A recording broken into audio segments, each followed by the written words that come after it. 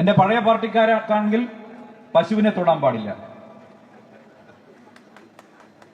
ഒരു മൃഗത്തെയും തൊടാൻ പാടില്ല. മനുഷ്യർക്ക് ജീവിക്കാൻ മാത്രം ഇവരിവിടെ സമ്മതിക്കില്ല. ഈ രാജ്യത്ത് ജീവിക്കാൻ പറ്റാത്ത ആരെങ്കിലും ഉണ്ടെങ്കിൽ അത് മനുഷ്യരാണ്. ബാക്കി മൃഗങ്ങൾക്ക് വേണ്ടിയിട്ടാണ് മുഴുവൻ നിയമങ്ങൾ.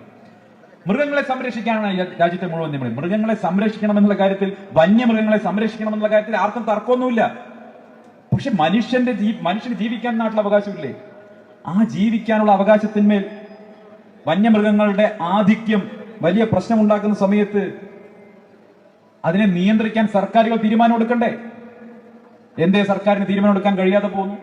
കേന്ദ്രം പറയുന്നു കേരളം ചെയ്യട്ടെ, കേരളം പറയുന്നു കേന്ദ്രം പറയാത്തത് കൊണ്ടാണ്. ഇവരിങ്ങനെ ടെന്നീസ് ബോൾ അടിക്കുന്നത് പോലെ ഈ നിയമങ്ങൾ ഇട്ടടിച്ച് അതിന് നടുക്ക് ഈ മലയോര നിവാസികളെ കഷ്ടപ്പെടുത്തിക്കൊണ്ടിരിക്കുന്നു. നിങ്ങൾ ആലോചിക്കും, നമ്മുടെ നാട്ടിലിപ്പോ തൃശൂർ പൂരമടക്കമുള്ള പൂരം മുടക്കിയതിന്റെ കഥ നമുക്ക് പിന്നെ പറയാം. പക്ഷെ പൂരമടക്കമുള്ള വിഷയങ്ങൾ മുടങ്ങാനുള്ള അടിസ്ഥാന കാരണം എന്താ? ആനയെ കിട്ടാനില്ല. ഞങ്ങളുടെ നാട്ടിലൊക്കെ ഒരു ആനയെ കിട്ടണമെങ്കിൽ, തെച്ചിക്കോട്ട് രാമേന്ദ്രനെ കിട്ടണമെങ്കിൽ ഇപ്പൊ 13 ലക്ഷം റുപ്യയാണ് ഒരു ദിവസത്തെ എഴുന്നള്ളത്തിന് കൊടുത്തെന്നാ പറയുന്നത്. 13 ലക്ഷം റുപ്യ ഒരൊറ്റ എഴുന്നള്ളത്തിന്. നാട്ടാനയെ കിട്ടാനില്ല. എന്താ കാരണം? ബീഹാറിൽ നിന്ന് ആനയെ കൊണ്ടുവരാനും പാടില്ല, കേരളത്തിലുള്ള കാട്ടാനയെ പിടിക്കാനും പാടില്ല. പിന്നെ 10 വർഷം കഴിഞ്ഞാൽ ഈ നാട്ടിൽ പൂരം ബാക്കി ഉണ്ടാവൂ?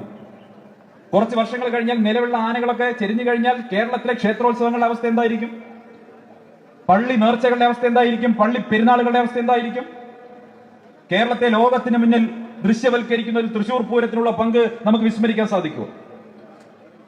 കേരളത്തെ ലോകത്തിന് മുന്നിൽ കാണിക്കുന്നത് നമ്മുടെ ഉത്സവങ്ങൾക്ക്, ആഘോഷങ്ങൾക്ക്, ക്ഷേത്രോത്സവങ്ങൾക്ക്, പള്ളി നേർച്ചകൾക്ക്, പെരുന്നാളുകൾക്ക് ഉള്ള പങ്ക് നമുക്ക് വിസ്മരിക്കാൻ സാധിക്കുമോ? പക്ഷെ ആ എഴുന്നള്ളത്തിലെ ഉത്സവങ്ങളിലെ ഏറ്റവും പ്രധാനപ്പെട്ട ആകർഷണമായിട്ടുള്ള ആനകൾ, ഇന്ന് നമുക്ക് ആനകളെ കൊണ്ടുവരാൻ നിയമ തടസ്സമാണ്, ആനകളെ എഴുന്നള്ളിക്കാൻ നിയമ തടസ്സമാണ്. എന്തുകൊണ്ടാണ് സംഭവിക്കുന്നത്? ഞാൻ അന്വേഷിച്ച് നോക്കിയ സമയത്ത് കേരളത്തിലെ കാടുകളിൽ ഉൾക്കൊള്ളാൻ കഴിയുന്നതിലും അപ്പുറം ആനകളാണ്. ആ ആനകളാണ് ഇപ്പോ ഓരോ ദിവസവും കേരളത്തിലെ ഗ്രാമങ്ങളിലേക്കും നഗരങ്ങളിലേക്കും ഇറങ്ങി നമ്മുടെ കൃഷി നശിപ്പിക്കുന്നു, നമ്മുടെ ആളുകളെ ചവിട്ടിക്കൊല്ലുന്നു, നമ്മുടെ വാഹനങ്ങൾ നശിപ്പിക്കുന്നു. പണ്ടൊക്കെ നമ്മുടെ നാട്ടിൽ തെച്ചിക്കോട്ട് രാമേന്ദ്രനും മംഗലാംകുന്ന് കർണനൊക്കെ ആയിരുന്നു ഫാൻസ്. ഇപ്പൊ അരിക്കൊമ്പനും ചക്കക്കൊമ്പനും വരെ ഫാൻസാ, ഫ്ലക്സ് ബോർഡാ, കാട്ടാനയ്ക്ക് വരെ ഫ്ലക്സ് ബോർഡാ. എന്നിട്ട് ആന പോകുന്ന റോഡ്, കാട്ടാനയെ പിടിച്ചുകൊണ്ടുപോയ റോഡിന്റെ ഫോട്ടോ എടുത്ത് റിയാസ് പറയാണ്, കണ്ടോ കേരളത്തിന്റെ റോഡ് കണ്ടോ എന്നാ പറയുന്നത്. ഈ കാട്ടാനയെ കൊണ്ടുപോയേണ്ട സാഹചര്യം എന്താ? ജനങ്ങളുടെ പ്രശ്നം അതല്ലേ?